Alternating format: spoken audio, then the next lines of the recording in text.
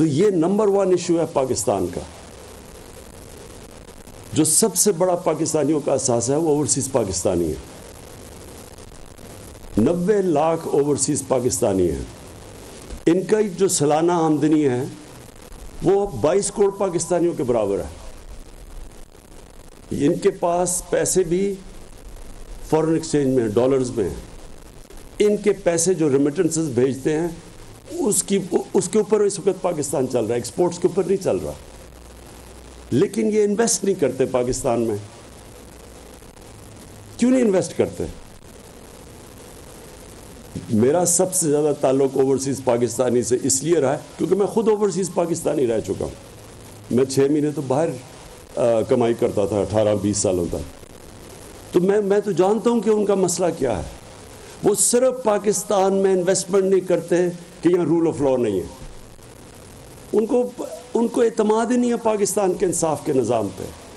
उनको contract enforcement पे कोई एतमाद नहीं है।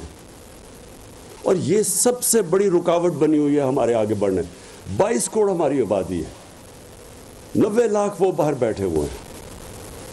और वो जिस वक्त वो अपना यहाँ इन्वेस्टमेंट लानी शुरू कर दी पाकिस्तान में, जिसमें हर किस्म की नेमत अल्लाह ने दी है, जिस वक्त उन्होंने इन्वेस्टमेंट यहाँ करना शुरू कर दिया, हमें कोई किसी के पास ये हाथ फैला के जाना नहीं पड़ेगा। कभी हम IMF के पास जाते हैं, कभी अपने दोस्त मुल्कों के पास जाते हैं कि जी हमें कर्जे दे दो। क्यों हम करते हैं? क्योंकि हमारे सबसे बड़ा मसला ये बना हुआ है कि कोई किसी को हमारे रूल ऑफ लॉ के ऊपर एतमाद ही नहीं है। ये जो रेको डिक का केस हुआ, आप सोचें कि उससे कितना पाकिस्तान को नुकसान हुआ, कितने, यानी वहां से अगर वो माइंस चल रही होती रेको डिक की, कितना फॉरेन एक्सचेंज आना था पाकिस्तान में। बजाय फॉरेन एक्सचेंज आने के ऊपर हमारे ऊपर फाइन हो गया, $6 अरब का फाइन हुआ। और वो क्यों हुआ? क्योंकि उन्होंने, या तो क्लॉज ये होता ना कि पाकिस्तान में केस का फैसला होगा जिस तरह बाहर होता है। इंग्लैंड में तो आपको, इंग्लैंड की अदालतों में अगर आपको कुछ हो तो आप वहाँ फैसला होता है। नहीं, उन्होंने कहा हम आर्बिट्रेशन में इंटरनेशनल करेंगे।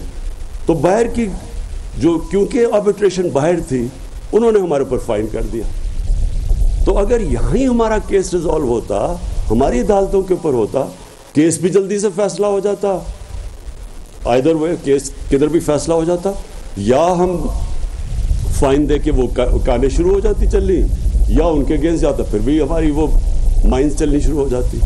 लेकिन क्योंकि इंटरनेशनल आर्बिट्रेशन थी, कितनी बड़ी कीमत, मैं तो सिर्फ आपको एक चीज़ बता रहा हूँ, कितने और केसेस हैं बाहर से आते, सिर्फ इस वजह से वो बड़े बड़े इन्वेस्टर्स पाकिस्तान में नहीं आते। तो ये जो आज आपने किया फरोख, मैं अपनी जुडिशरी से, अपनी वकला कम्युनिटी से, इसलिए मैं उनसे अपील करूंगा कि इसको अब इम्प्लीमेंट आपने करना है। सब्सक्राइब करें और बेल दबाएं ताकि कोई खबर रह न जाए।